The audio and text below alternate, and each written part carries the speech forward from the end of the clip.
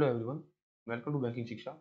इस वीडियो में हम बात करेंगे जेईबी के पेपर फर्स्ट की Indian economy and Indian financial system module B जो है economy concept related to banking, और चैप्टर 18 है national income and GDP concept. इस चैप्टर में हम ये 3 टॉपिक कवर करेंगे। What is national income and concept, national income क्या होती है और नेशनल इनकम किस प्रकार से कैलकुलेट करते हैं। देन कंपटीशन, नेशनल इनकम निकालने के लिए हम कौन कौन से मेथड्स यूज में लेते हैं। देन यूटिलिटी, कि नेशनल इनकम निकालने की आवश्यकता क्यों है। अब सबसे पहला जो टॉपिक है national income and it's concept. तो नेशनल इनकम क्या होती है? देखो, अब एक व्यक्ति की बात करें तो उसकी इनकम क्या है। अगर एक एक व्यक्ति की बात करते हैं तो उसकी इनकम यह है कि वो व्यक्ति जब पूरा साल काम करता है, जब वो पूरे साल काम करता है तब उसके बदले उसको जो पैसा मिलता है तो वो उसका क्या है, नेशनल उसकी इनकम है।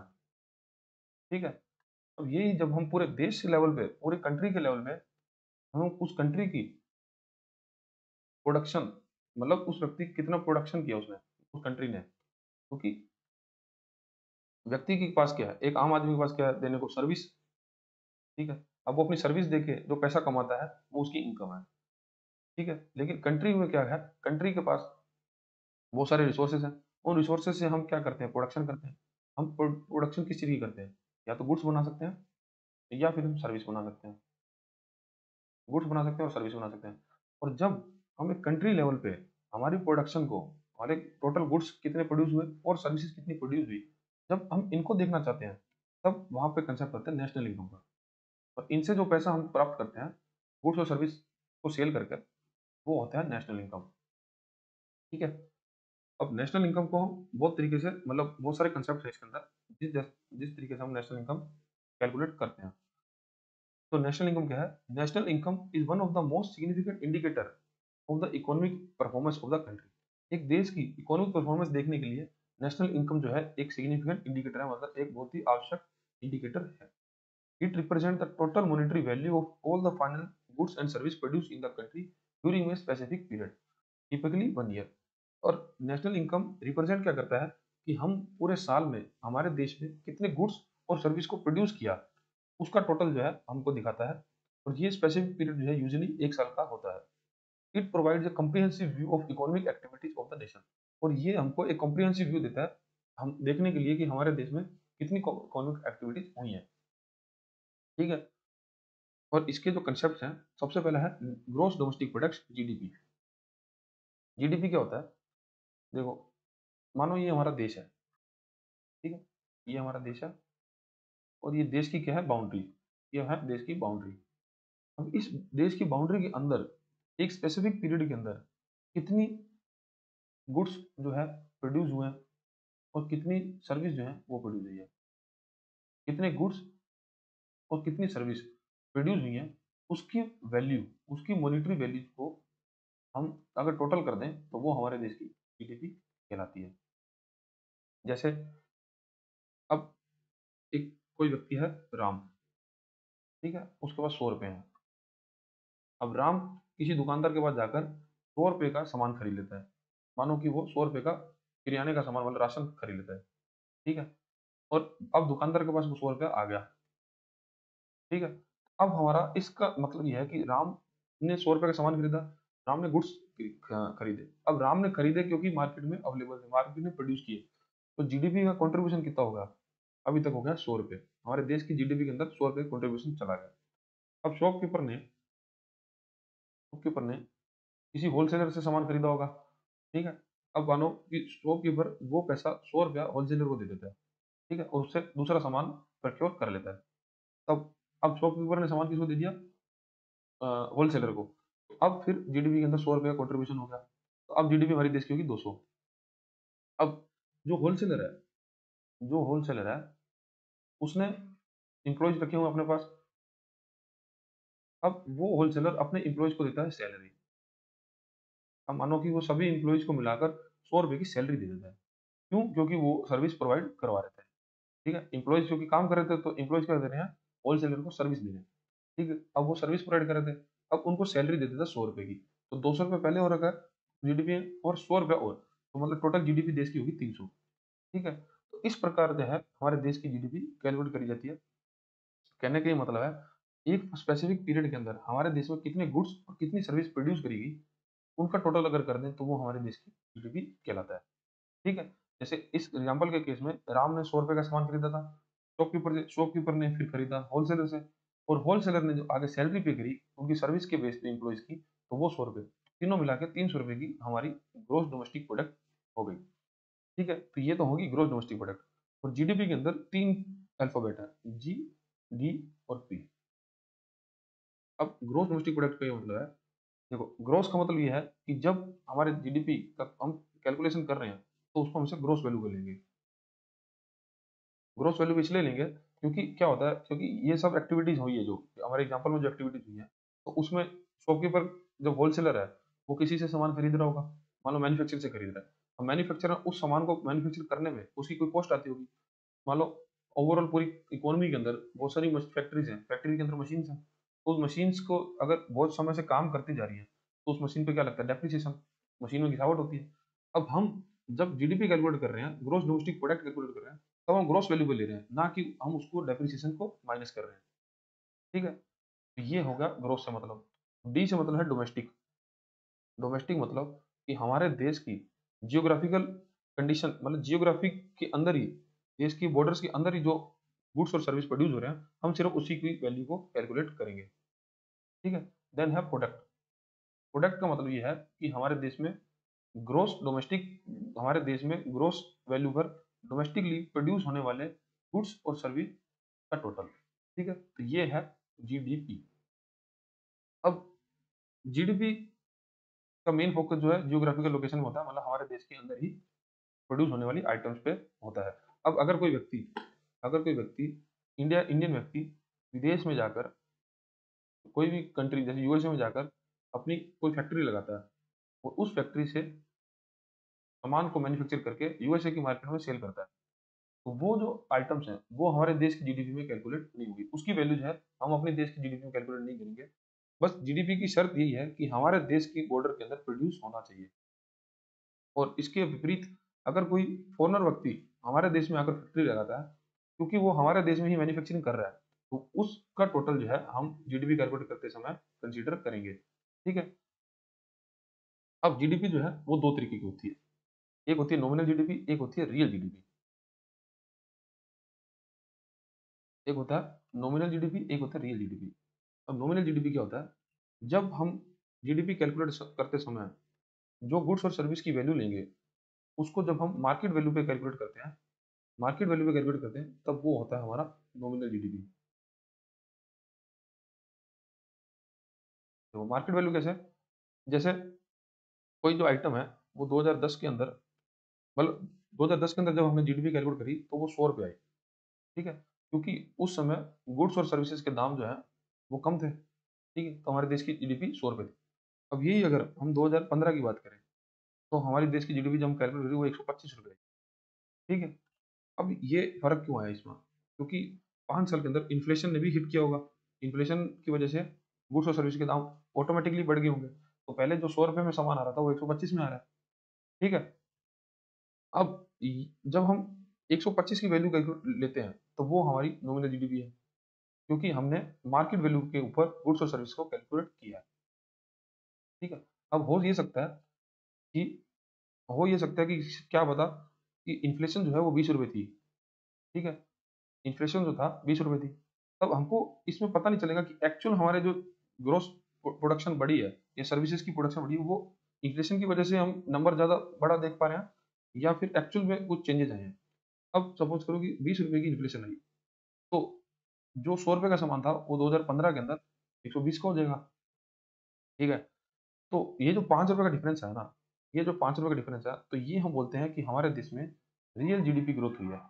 रियल जीडीपी ग्रोथ हुई है, तो हम ये बोल सकते हैं कि अब रियल जीडीपी के केस में क्या होगा, ये तो 125 में हमारी नॉर्मल नॉमिनल जीडीपी है। अब रियल जीडीपी के केस में ये बोलेंगे कि जो जीडीपी 2010 के अंदर हमारी 100 रुपए थी, वो 2015 के अंदर बढ़कर 105 रुपए होगी। इसके अंदर रियल जीडीपी के अंदर हम मार्केट वैल्यू को इग्नोर करते हुए हम एक्चुअल वैल्यू का कैलकुलेट करते हैं, क्योंकि एक्चुअल जो है हमारे देश में प्रोडक्शन जो है सिर्फ 5 रुपए बढ़ी है, ना कि 25 रुपये बढ़ी है। ठीक है, ये फर्क है नॉमिनल जीडीपी और रियल जीडीपी का। रियल जीडीपी के अंदर हम मार्केट वैल्यू को इग्नोर कर देते हैं। ठीक है, हम एक्चुअल जो उसको प्राइस पे कैलकुलेट करते हैं, और नॉमिनल जीडीपी में हम मार्केट वैल्यू पे गुड्स और सर्विस को कैलकुलेट करते हैं। When GDP is calculated using the current market price of goods and services, it is called nominal GDP. तो इसको बोलते हैं nominal GDP. It is increase due to the increase of production और increase of prices. तो इसका मतलब यह है कि कई बार प्राइजेस बढ़ने से भी हमारे देश की जीडीपी के नंबर है वो ज्यादा बड़े दिखते हैं। Then है real GDP. When GDP is calculated using the price of fixed base year is called real GDP. इसके अंदर जब हम जीडीपी कैलकुलेट करते हैं तो हम प्राइजेस उसके लेते हैं वो फिक्स्ड बेस ईयर से लेते हैं, ना कि हम मार्केट वैल्यू से कैलकुलेट करते हैं। It is more accurate measure of a country's actual economic growth as it reflects the changes in the volume of the production keeping price constant. तो इसके रियल जीडीपी हम ये देख सकते हैं कि हमारी प्रोडक्शन की एक्चुअल ग्रोथ कितनी हुई है। ठीक है, और रियल जीडीपी एक एक्यूरेट नंबर देती है कि हमारी जीडीपी कितना ग्रोथ कर रही है। अब ये होगा हमारा जीडीपी। नेक्स्ट जो हमारा कंसेप्ट है नेशनल इनकम निकालने का, वो है gross national product. Gross national product ये क्या होता है? GNP is the monetary value of all final goods and service produced by the national of the country in the financial year regardless of where they are located. अब GDP के अंदर क्योंकि हमारे देश में ही प्रोडक्शन की वैल्यू को जोड़ा जाता था, अगर कोई व्यक्ति विदेश में जाकर गुड्स और सर्विस प्रोड्यूस करे तो हम उसको कैलकुलेट नहीं करते थे, इंडियन व्यक्ति। लेकिन अब जीएनपी निकालते समय हम ये देखते हैं कि अगर हमारे नेशनल्स, हमारे इंडियंस लोग अगर विदेश में जाकर भी कोई प्रोडक्शन कर रहे हैं तो जीएनपी कैलकुलेट करते समय हम उसको ऐड करेंगे। GNP focus on the nationality of the producer. It includes the income earned by Indian citizen working abroad, but exclude the income earned by foreign national working in India. मतलब GNP का concept जो है gross national product का concept क्या है कि हमारे Indians के द्वारा अगर फॉरेन कंट्रीज में जाकर भी पैसा कमाया जा रहा है हम उसको भी ऐड करेंगे। मतलब हम ये देखेंगे कि टोटल इंडियंस लोगों ने कितना प्रोड्यूस किया इन टर्म्स ऑफ गुड्स और सर्विसेज। ठीक है, हम उनका टोटल करते हैं। लेकिन जीडीपी के अंदर हम ये देखते हैं कि हमारे देश की बाउंड्री के अंदर कितना प्रोड्यूस हुआ है। और जब हम जीएनपी निकालते हैं तो उसके अंदर हम जो फॉरेनर्स हमारे देश में प्रोडक्शन कर रहे हैं या प्रोड्यूस कर रहे हैं उसको हम माइनस कर देंगे। तो the relationship between GDP and GNPs, तो जीएनपी निकालने के लिए हमारे देश की GDP plus net factor income from abroad NFIA। तो हम जीएनपी निकालने के लिए जीडीपी के अंदर, क्योंकि ये तो हमारे देश में प्रोड्यूस होने वाली आइटम्स हैं, प्लस इसमें ऐड कर देंगे जो हमारे इंडियन लोगों के द्वारा नेट जो फॉरेन से कमाया जा रहा है। अब क्योंकि बहुत सारे इंडियंस जो हैं वो विदेश अब्रोड जाके काम करते हैं तो उनको वहां से सैलरी मिलती है। ठीक है, तो वहां से वो रेमिटेंसेज जो है वो इंडिया में लेकर आते हैं, तो इंडिया के अंदर पैसा आता है। तो उसकी नेट वैल्यू लेनी है, जो फॉरेनर्स पैसा बाहर ले गए और जो इंडियन पैसा अंदर देश में लाए, उसकी जो नेट वैल्यू है वो हम जीडीपी के अंदर जोड़ देंगे तो हमको ग्रोस नेशनल प्रोडक्ट्स मिल जाएगा, जीएनपी मिल जाएगी। ठीक है, net factor income from abroad NFIA क्या है? This is the difference between the income earned bye countries resident from abroad and income paid by foreign resident working in country. तो मतलब जो abroad abroad चले गए हैं हमारे इंडियन लोग, वो पैसा जो कमा रहे हैं माइनस वो पैसा जो इंडिया में फॉरेन लोग इंडिया में काम करके कमा रहे हैं, उनका जो डिफरेंसेस है वो है हमारा net factor income from abroad NFI। ठीक है, ये जो चीजें हैं ये आपको फॉर्मूले याद रखना है, क्योंकि एग्जाम के अंदर एक नंबर का क्वेश्चन इसी चीज का आता है कि आपको डेटा दिया होगा और आपको पूछा जाएगा कि जीडीपी कैलकुलेट करो, जीएनपी कैलकुलेट करो। ठीक है, या ठीक है, तो ये आपको याद रखना है। और इसका लास्ट के अंदर मैं आपको केस स्टडी बता दूंगा, केस स्टडी आपको करा दूंगा जिस किस तरह से एग्जाम में क्वेश्चन आते हैं, तब आपको और क्लियर हो जाएगा। और थर्ड जो चीज देखते हैं हम नेशनल इनकम में, वो है net domestic product and net national income, NDP और एनएनपी। फुल फॉर्म भी इसकी ध्यान में रखनी है। एनडीपी की full form net domestic product, GDP क्योंकि जीडीपी होती है ग्रोस डोमेस्टिक प्रोडक्ट और एनडीपी होता है नेट डोमेस्टिक प्रोडक्ट, और जीएनपी होता है ग्रोस नेशनल प्रोडक्ट्स और एनएनपी होता है नेट नेशनल प्रोडक्ट्स। तो अब आता है डेप्रिसिएशन की बात। This refer to the wear and tear of capital assets like machinery building used in production process. क्योंकि देखो हम जीडीपी कैसे कैलकुलेट कर रहे थे, हम टोटल हमारे देश के अंदर होने वाली गुड्स और सर्विसेज का टोटल कर रहे थे। लेकिन अब नेट डोमेस्टिक प्रोडक्ट के अंदर क्या करेंगे, हम जितनी भी हमारी जीडीपी आएगी, जितनी भी जीडीपी आएगी उसके अंदर से माइनस कर देंगे डेप्रिसिएशन। डेप्रिसिएशन इसलिए माइनस करेंगे क्योंकि हमने इतनी सारी प्रोडक्शन करी है गुड्स और सर्विसेज के अंदर, ठीक है। अब इतनी सारी गुड्स और सर्विस बनाने के लिए कुछ कैपिटल एसेट्स हैं देश के कैपिटल एसेट्स, जैसे मशीनरी है, ठीक है, मशीनरी काम कर रही है फैक्ट्रीज में। या फिर हम बात करें, क्योंकि हमारे पास बहुत बड़ा इंफ्रास्ट्रक्चर है देश में, ठीक है, रोड इंफ्रास्ट्रक्चर है, रेलवे इंफ्रास्ट्रक्चर है।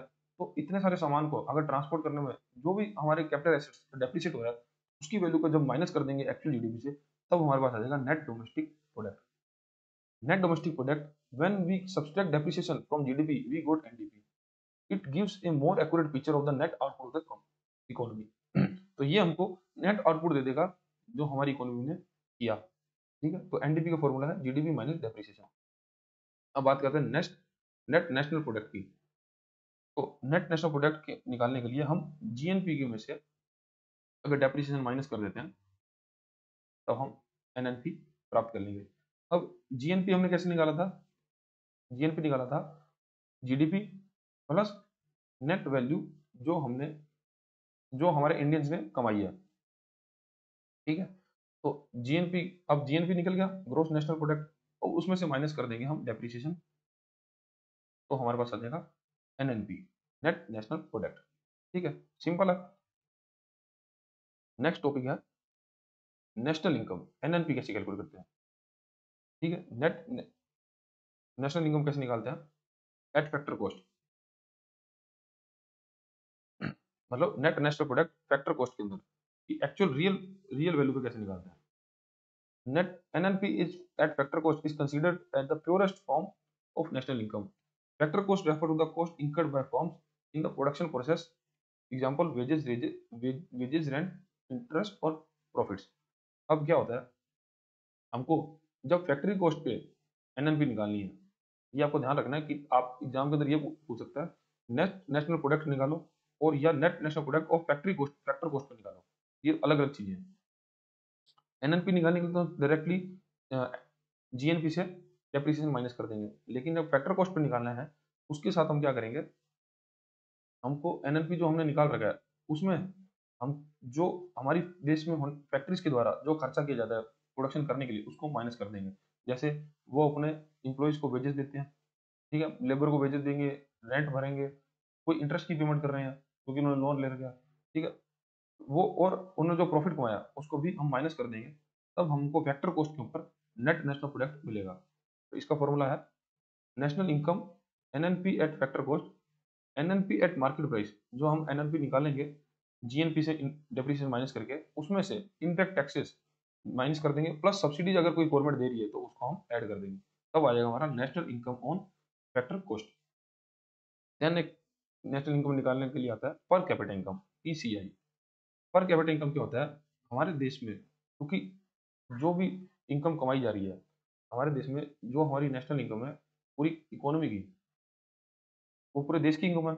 अब जब पर कैपिटा इनकम का मतलब ये है कि प्रति व्यक्ति आय, हमारे देश में रहने वाले लोग उनमें से एवरेज एक आदमी कितना पैसा कमा रहा है, ठीक है। मान लो हमारे देश में 10 लोग रहते हैं, अब एक आदमी 1 करोड़ रुपए कमाता है, दूसरा आदमी 50 लाख कमाता है, तीसरा आदमी 1 लाख रुपए कमाता है।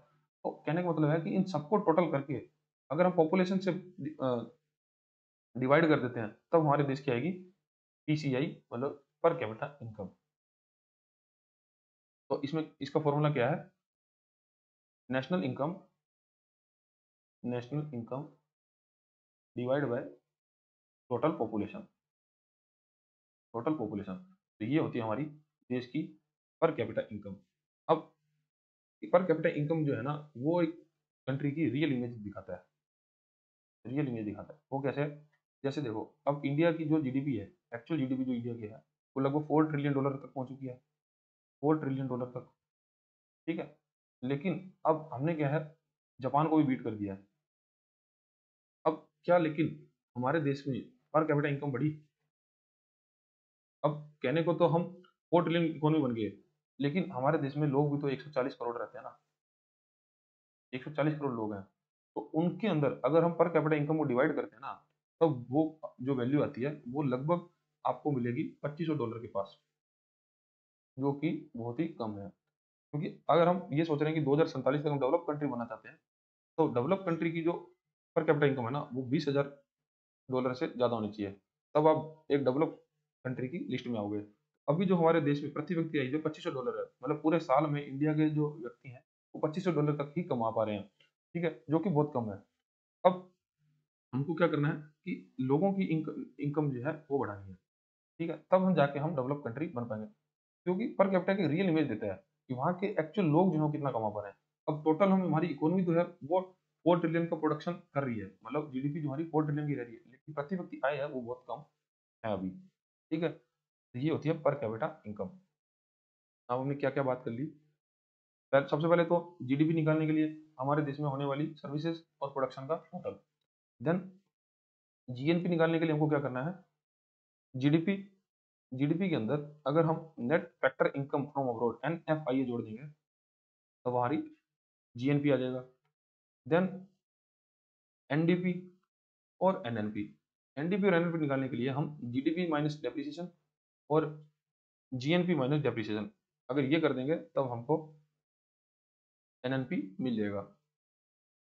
देन अगर एनएनपी को हम फैक्टर कॉस्ट पे निकालने वाले हैं, तब जो एनएनपी हमने निकाला है जीएनपी माइनस डेप्रिसिएशन करके, उसके अंदर से हमको जो इनडायरेक्ट टैक्स हमने पे किए गवर्नमेंट को, और गवर्नमेंट अगर कोई सब्सिडी दी है, या कोई हमारा फैक्ट्री कॉस्ट आई है, जैसे हमने वेजेस पे किए, सैलरीज पे करी, रेंट पे किया, उसको हम माइनस कर देंगे, तब हमारा net national income NNP at factor cost आ जाएगा।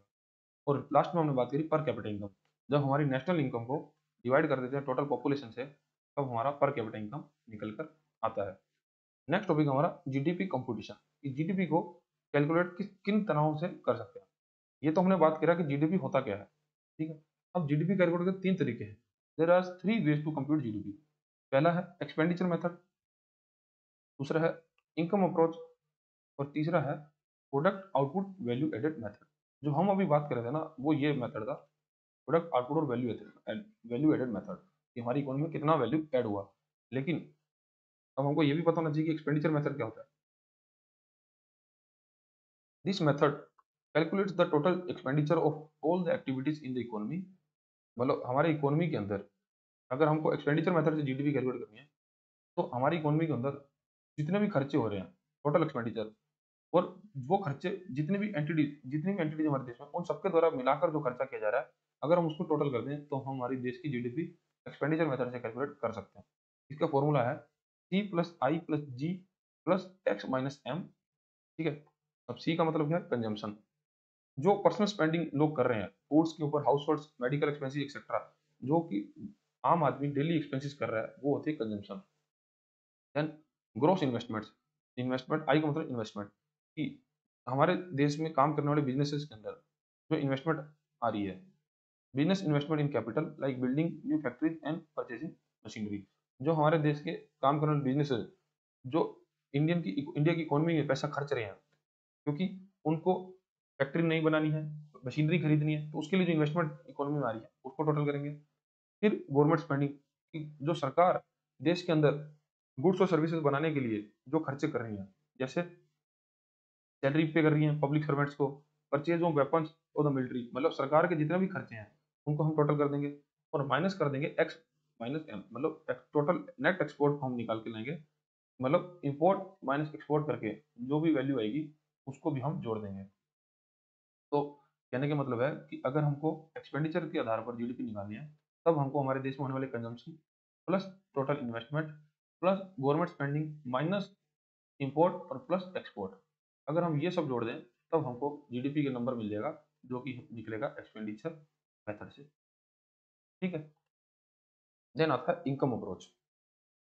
तो इनकम अप्रोच में हम क्या करते हैं कि जो गुड्स और सर्विसेज प्रोड्यूस करने के लिए जितने भी लोग देश में काम पे लगे हुए हैं, जो भी लोग काम पे लगे हैं, उन लोगों के द्वारा कितनी इनकम कमाई जा रही है अपनी सर्विसेज देने के लिए, ठीक है? अगर हम उसका टोटल कर दें, तो हम जीडीपी कैलकुलेट कर लेंगे इनकम अप्रोच के द्वारा।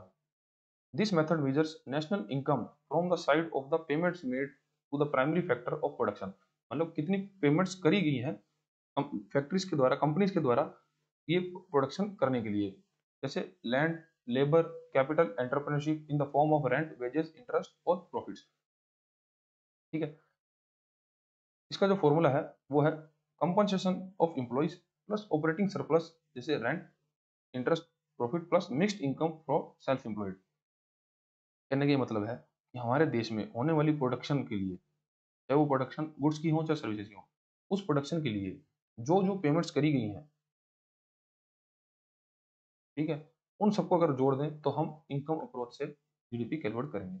अब इसका फॉर्मूला है कंपनसेशन ऑफ एम्प्लॉइज, कि काम करने वाले एम्प्लॉइज को जो पैसा दिया, like wages, salary, social security contribution जो भी दिया, ठीक है, जैसे जो जॉब करते हैं उनको जो पैसा दिया जाता है वो।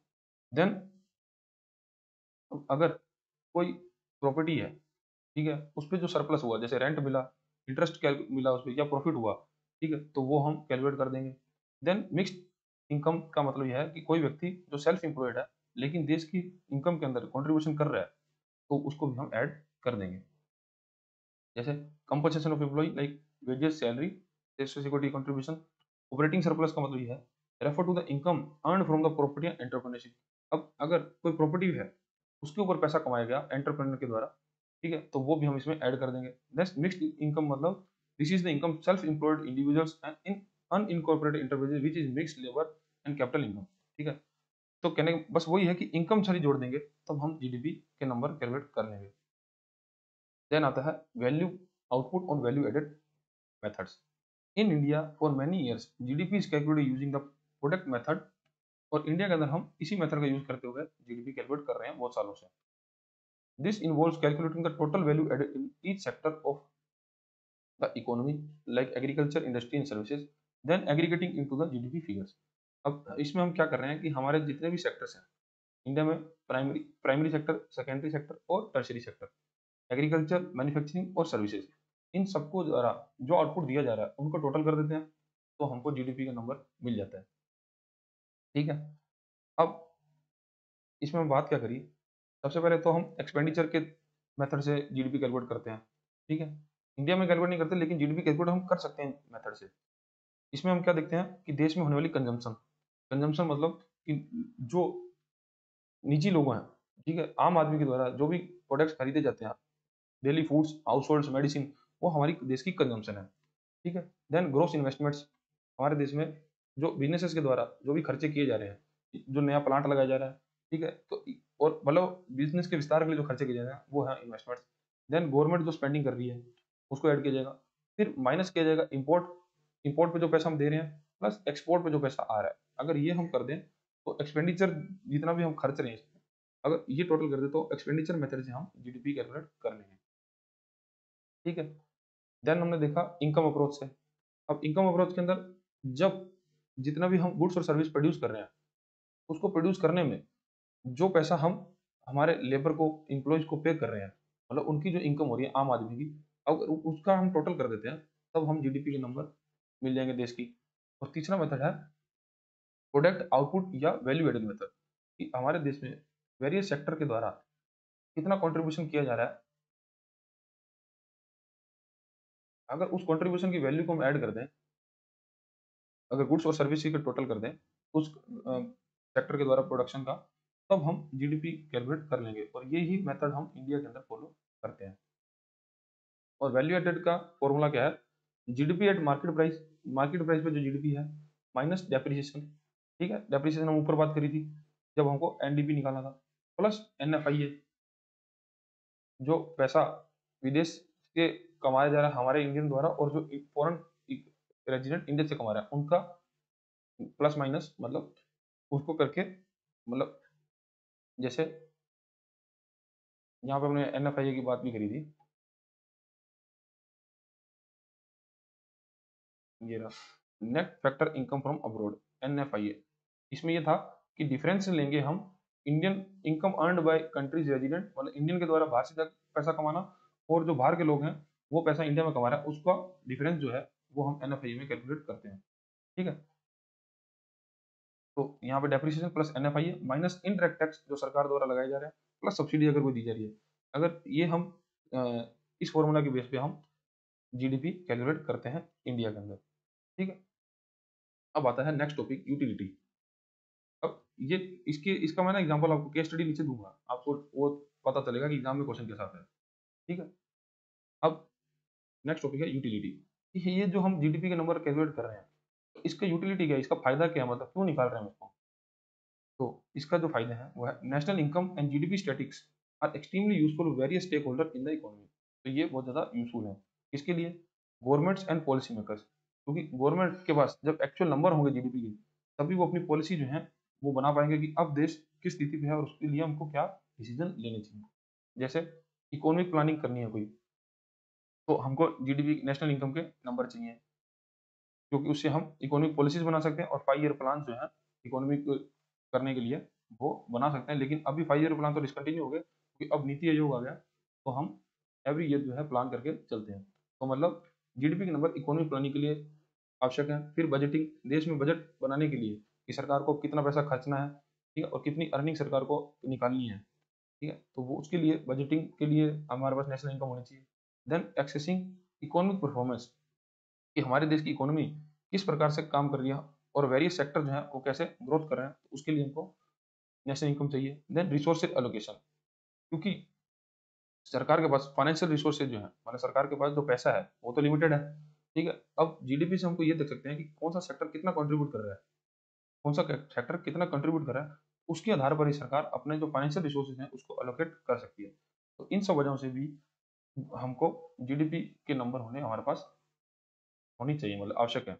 देन और रिजर्व बैंक ऑफ इंडिया, अब आरबीआई के लिए क्यों आवश्यक है, क्योंकि आरबीआई जो हमारा मॉनेटरी पॉलिसी बनाता है, जो हमने लास्ट चैप्टर में बात करी थी, आरबीआई हमारे मॉनेटरी पॉलिसी बनाता है, तो उसमें ये देखा जाएगा कि मार्केट के अंदर अभी कितना पैसा जो है, मतलब लिक्विडिटी कितनी है, तो वो देख पाएंगे हम नेशनल इनकम से ही।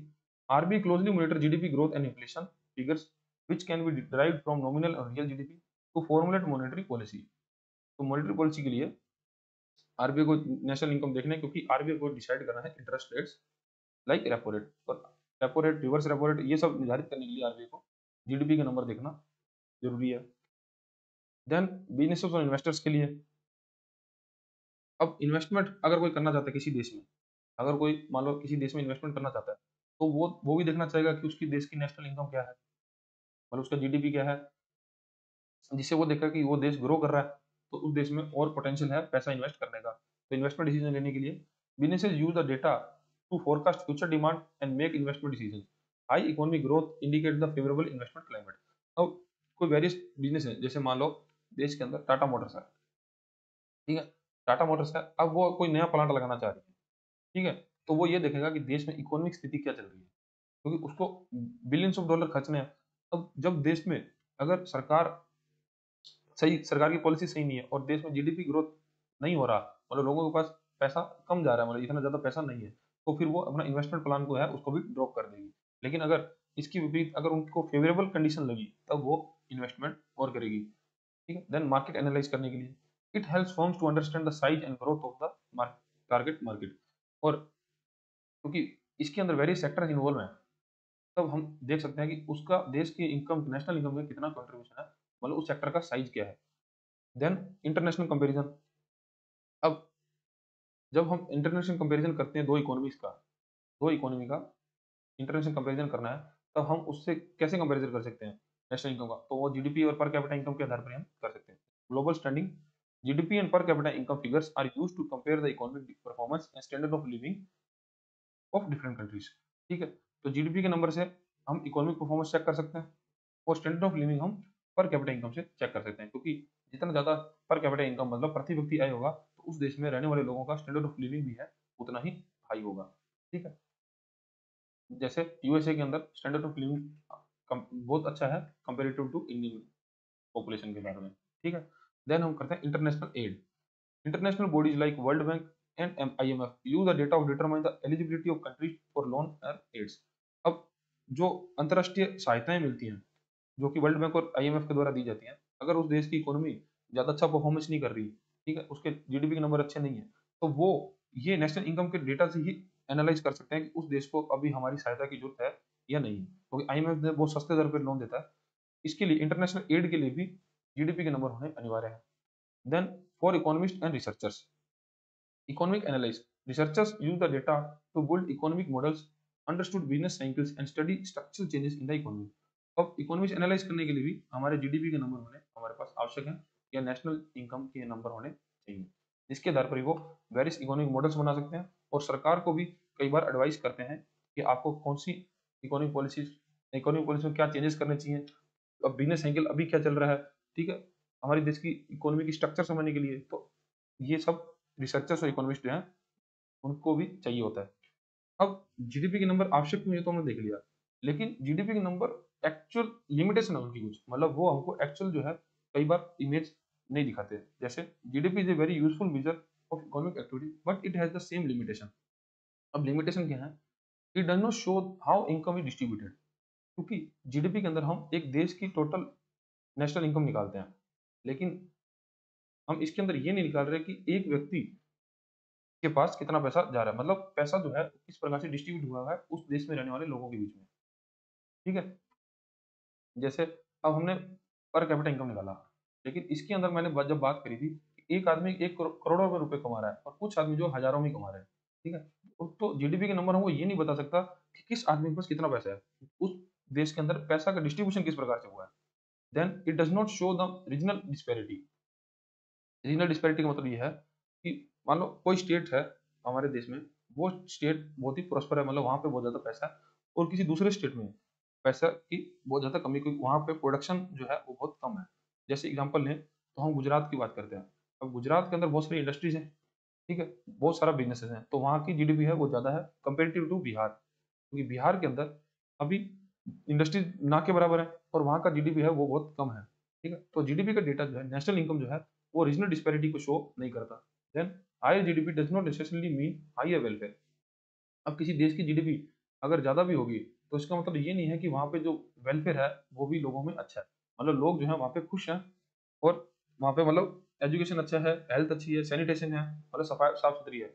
जैसे हम बात कर रहे थे इंडिया की, अब इंडिया की जीडीपी नंबर तो है वो तो जापान से अच्छा है, लेकिन क्या इंडिया में रहने वाले लोगों को सही हेल्थ केयर मिल पा रहा है, क्या वहाँ के बच्चों को एजुकेशन सही मिल पा रही है, ठीक है, क्या उनका हेल्थ केयर सही है, ठीक है। तो ये मतलब हम कंपैरिजन करें जापान से तो इंडिया के अंदर ये तीनों चीजें जापान के मुकाबले बिल्कुल भी सही नहीं है, लेकिन हमारे जीडीपी नंबर जो है वो तो जापान से अच्छा हो गया है। तो ये बात है कि जीडीपी के नंबर है कभी भी आपको हायर वेलफेयर नहीं दिखा सकता, मतलब अगर किसी देश की जीडीपी ज्यादा है तो ऐसा मत जरूरी नहीं है कि वहाँ के लोग भी हैं उनको वेलफेयर जो है अच्छा मिल पा रहा है। Then it does not show the level of financial inclusion, और जीडीपी के नंबर ये नहीं दिखा सकते कि हमारे देश में रहने वाले लोग कितने फाइनेंशियल सिस्टम के साथ जुड़ चुके हैं, मतलब बैंक्स के साथ या फाइनेंशियल इंस्टीट्यूशन के साथ जुड़े हैं, तो फाइनेंशियल इंक्लूजन वो नहीं दिखाता। Then it does not account the environmental degradation. A country may achieve the high GDP at the cost of damaging its environment. Statistics are now working at developing measures of green GDP. तो अब ये कहने का क्या मतलब है कि देखो हाई जीडीपी होने का मतलब ये नहीं है कि वो देश एनवायरनमेंट को नुकसान नहीं पहुंचा रहा, ठीक है। अब कुछ देश जल्दी जल्दी ग्रो कर जाते हैं, मतलब अपना जीडीपी ग्रो कर लेंगे, लेकिन वो उस देश में पोल्यूशन जो है वो बहुत ज्यादा हो जाएगा। जैसे अब मानो कि हमारे पास पावर प्लांट है, अब देश के अंदर पावर है वो बहुत सारे तरीकों से बना सकते हैं। तो जैसे अब कोल है, अब कोल से बिजली बना सकते हैं, और बहुत सारी इंडस्ट्रीज हैं वो भी बहुत सारा पोल्यूशन करती हैं। अब सरकार जो है, सरकार को ये भी कंट्रोल करना है कि हम ग्रो करें लेकिन हम पोल्यूशन भी है वो ज्यादा ना करें, ठीक है। अब सरकार ने अगर कोल से इलेक्ट्रिसिटी बनाना मंजूर कर दिया कि सब कोल से इलेक्ट्रिसिटी बनाओ, तो हम बहुत सारी इलेक्ट्रिसिटी बना देंगे, और हो सकता है कि हम उसको एक्सपोर्ट भी करने लग जाएं, और जिससे हमारी इकोनॉमी ग्रो करेगी। लेकिन इससे नुकसान क्या होगा कि हमने जो इकोनॉमी खड़ी कर लेंगे वो सब पोल्यूशन के ऊपर खड़ी हो जाएगी, ठीक है, जो कि गलत है। तो आजकल क्या है, स्टेटिक्स जो जीडीपी निकालने के लिए स्टेटिक्स पे यूज किया जाता है, उसमें ग्रीन जीडीपी को बढ़ावा दिया जा रहा है। मतलब अब जो आपकी जीडीपी ग्रोथ है वो हम ये देखेंगे कि आपने जो पैसा कमाया है, जो प्रोडक्ट्स और सर्विसेज बनाई है, तो उसके अंदर पोल्यूशन किया है कि नहीं किया, अगर नहीं किया तो वो भी ग्रीन जीडीपी के अंदर काउंट किया जाएगा, ठीक है। तो ये है हमारा यूटिलिटी ऑफ जीडीपी नंबर्स। तो गवर्नमेंट और पॉलिसी मेकर को जीडीपी के नंबर चाहिए, इसके लिए इकोनॉमिक प्लानिंग करने के लिए, बजट बनाने के लिए, इकोनॉमिक परफॉर्मेंस को एनालाइज करने के लिए और रिसोर्स को एलोकेशन करने के लिए। देन आरबीआई को किस लिए चाहिए? मॉनेटरी पॉलिसी को निर्धारण करने के लिए कि देश के अंदर इंटरेस्ट रेट किस प्रकार से रहेंगी। देन बिजनेस और इन्वेस्टर्स को इन्वेस्टमेंट करने के लिए और मार्केट को एनालाइज करने के लिए, और इंटरनेशनल कंपैरिजन के लिए भी जीडीपी नंबर होने चाहिए, जैसे ग्लोबल स्टैंडिंग, उस देश की जीडीपी आज कहाँ पर खड़ी है, और इंटरनेशनल एड मतलब आईएमएफ और वर्ल्ड बैंक को भी जीडीपी के नंबर देखकर ही वो देशों की मदद कर सकते हैं। देन हम बात करते हैं कि जीडीपी के नंबर के लिमिटेशन क्या है, कि वो हमको इनकम का डिस्ट्रीब्यूशन नहीं दिखाते, रीजनल डिस्पैरिटी कितनी वो नहीं पता कर सकते, और उस देश में अगर जीडीपी नंबर ज्यादा है लेकिन वहाँ पे वेलफेयर अच्छा है ये हम नहीं बता सकते। ठीक है, तो ये हम हमारा चैप्टर जो है खत्म होता है। अब हम बात करते हैं आपके एग्जाम में आने वाले क्वेश्चंस की, किस प्रकार से क्वेश्चन आता है। The following data available in the country value in crore. तो GDP in the market value, तो देश के अंदर जीडीपी जो है वो 50,000 करोड़ की है। Then net factor income of abroad, NFI है हमारा -500, मतलब कि हमारे इंडियंस लोगों ने कम पैसा कमाया है बाहर जाकर जितना कि विदेशी लोगों ने इंडिया में आके कमाया है, तो वो है -500, मतलब विदेशी लोग जो है नेट 500 करोड़ रुपया देश से बाहर लेके गए। दिन डेप्रिसिएशन 2000 करोड़, इंडायरेक्ट टैक्स है 3000 करोड़, सब्सिडीज 500 करोड़, और पॉपुलेशन हमारे देश की है 100 करोड़। अब हमको कैलकुलेट क्या करना है, GNP, NDP, NNP, national income and factor cost और पर कैपिटा इनकम। ठीक है, तो हमारा सबसे पहले कैलकुलेट करते हैं जीएनपी। ठीक है, तो जीएनपी का फॉर्मूला क्या था, GDP plus NFI, net factor income from abroad. अब जीडीपी हमारी कितनी है, 50,000 करोड़, प्लस एनएफआई है -500, तो हमारा जीएनपी आ जाएगा 49,500 करोड़। ठीक है, नेक्स्ट है NDP, net domestic product. Net domestic product कैसे निकाला था हमने, जीडीपी माइनस डेप्रिसिएशन, तो जीडीपी हमारा कितना है 50,000 करोड़, माइनस डेप्रिसिएशन कितना है 2,000 करोड़, तो हमारा एनडीपी आ जाएगा 48,000 करोड़। ठीक है, नेक्स्ट हमको निकालना है एनएनपी। एनएनपी कैसे निकाला था हमने, जीएनपी माइनस डेप्रिसिएशन। अब जीएनपी निकालने के लिए, ग्रोस नेशनल प्रोडक्ट निकालने के लिए, तो जीएनपी तो हमने यहाँ कैलकुलेट कर ही लिया 49,500, तो 49,500 माइनस डेप्रिसिएशन कितना है 2,000, तो हमारे देश का नेट नेशनल प्रोडक्ट कितना आ जाएगा 47,500। नेक्स्ट क्वेश्चन है national income NNP at factor cost. अब एनएनपी को फैक्टर कॉस्ट में निकालने के लिए हमने पढ़ा था कि एनएनपी में से जब हम माइनस कर देते हैं interest, indirect tax, sorry indirect taxes, और उसमें ऐड कर देते हैं सब्सिडीज अगर कोई सरकार के द्वारा दी जा रही है, तो एनएनपी हमारा है 47,500 माइनस इनडायरेक्ट टैक्स कितना है 3,000 करोड़ और सब्सिडी है 500 करोड़, तो माइनस कर देंगे 3,000 करोड़ और प्लस कर देंगे 500 करोड़, तो ये कितना आ जाएगा 48 में 45,000 करोड़, तो हमारा एनएनपी आ जाएगा, नेट नेशनल प्रोडक्ट आ जाएगा 45,000 करोड़। अब लास्ट ये हमारा एनएनपी जो आया है वो फैक्टर कॉस्ट पे आया है। ठीक है, लास्ट जो है पर कैपिटा इनकम। अब पर कैपिटा का हमने बात करी थी कि national income divide by population कर देंगे तो हमारे पर कैपिटा इनकम आ जाएगा, और अब हम पर कैपिटा इनकम निकालेंगे फैक्टर कॉस्ट के ऊपर। तो फैक्टर कॉस्ट कितनी आई है, एनएनपी आया ऑन फैक्टर कॉस्ट 45,000 करोड़, और हमारी देश की पॉपुलेशन कितनी है 100 करोड़। ठीक है, 45,000 करोड़ और 100 करोड़, तो इसका आ जाएगा 450 रुपये। तो मतलब हम ये कह सकते हैं कि पूरे साल में हमारे देश में प्रति व्यक्ति आय है वो 450 करोड़ रुपया, मतलब एवरेज एक आदमी हमारे देश में 450 रुपये कमाता है सालाना। ठीक है, इस प्रकार से आपसे एग्जाम में क्वेश्चन पूछे जाएंगे। ये तो मैंने आपको सब पूरा एक्सप्लेन कर दिया, लेकिन आपको क्या डेटा जो है वो, ये डेटा जरूर दिया होगा, लेकिन आपसे एक नंबर के अंदर कोई भी इनमें से पूछ सकता है कि जीडीपी कैलकुलेट करके बताओ, जीएनपी कैलकुलेट करके बताओ, एनडीपी कैलकुलेट करके बताओ। ठीक है, तो इस प्रकार के क्वेश्चन आपको जीडीपी के चैप्टर से मिलते हैं। ठीक है, तो ये आई होप कि आपको ये समझ आ गया होगा, और चैप्टर आपको यहाँ पे कंप्लीट होता है, और इस चैप्टर के आपको मिल जाएंगे एमसीक्यूज। ठीक है, ये 10 एमसीक्यू रहेंगे, इसके आपको लास्ट के अंदर मिल जाएंगे क्या, आंसर शीट। ठीक है, उसके बाद अगर आपको इस चैप्टर को रिवाइज करना है तो आपको शॉर्ट फॉर्म में, समरी फॉर्म में ये चैप्टर प्रोवाइड करवाया गया, आप इसको भी चाहें तो पढ़ सकते हैं।